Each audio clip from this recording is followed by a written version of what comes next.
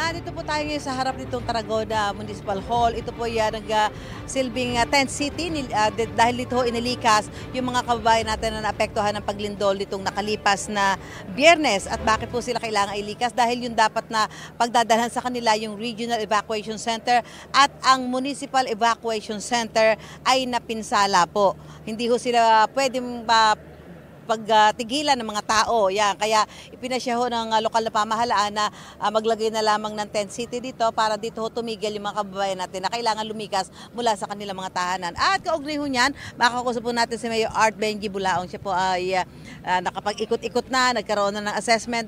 Sabi niyo, Mayor, yung pong Regional Evacuation Center at Municipal Evacuation Center nagkaroon na ho ng assessment at code red.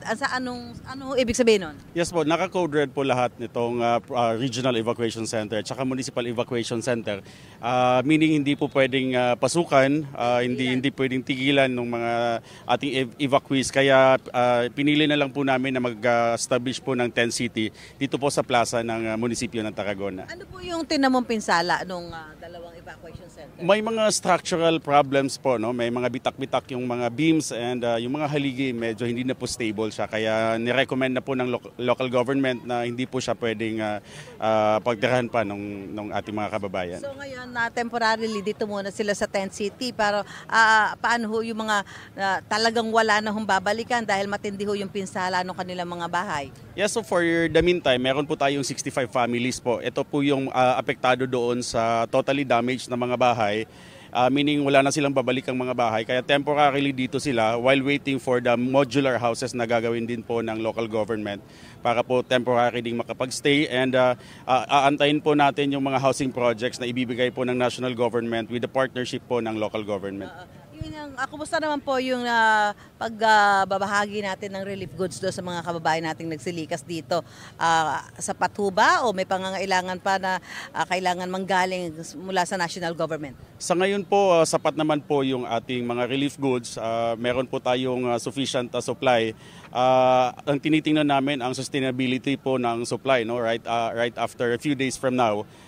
Anyway, very supportive naman po yung national government. Meron din po tayong mga private partners and the local government as well are working together po para ma-address natin yung mga concerns. Nagpaabot na ho ba ng tulong ang national government, Mayor? Yes po, nandito po if you can notice sa ating sa ground, meron po dito DSWD, meron po Philippine Red Cross and the local government, may provincial government na din po na tumutulong po sa atin. Ano po ang sa ngayon immediate needs ng mga kababayan natin na nandito? Sa ngayon po, itong modular na tirahan po ng ating totally damaged families affected at saka po pagkain. Yun lang po, pwede po nating masabing masustain natin pag may enough na pagkain. Sa ngayon, okay pa naman po.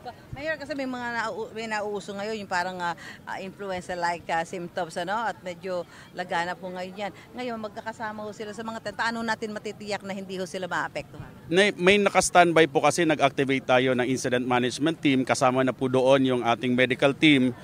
Daily po, naka-standby yan sila, 24 hours actually dito. Ang team ay naka-antabay, naka-subaybay po sa lahat ng mga hinaing po ng ating mga etong mga minor lang na mga health issues na na-address naman po natin kasi nga po meron tayong mga standby doctors and other medical professionals. So paano gagawin natin doon sa mga kababayan natin na wala na ho talagang babalik ang mga bahay? Ano ho ang binibigay ninyong advisory sa kanila? Dahil yung iba ho talagang takot na. Siyempre kung kahit may bahagyang bitak lang yung bahay nila dahil nagkakaroon pa ng aftershock, hindi ho muna sila babalik. Yes po ma'am. Sa ngayon meron kaming more or less 2,252 na families na naka-evacuate ngayon sa iba-ibang barangays.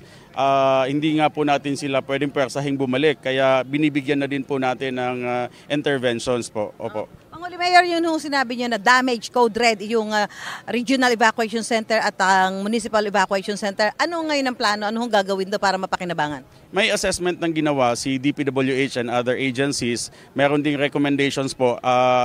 I think DPWH is recommending an immediate repair para po repair or maybe reconstruction o depende po sa magiging recommendation po ng DPWH at saka ng local government. Okay, maraming salamat po si Mayor Art Benji Bulaong po ng Tarragona, Davao Oriental at inaantabayanan nga po nila ang pagdating dito ni Pangulong Bongbong Marcos na nagsabi na pupunta ho dito at para humakita ang pinsalang inabot ng Tarragona at gayon din ay malaman kung ano ang magiging pangangailangan ng ating mga kababayan dito po sa Tarragona, Davao Oriental. Mula po rito sa Tarragona, back to studio po tayo.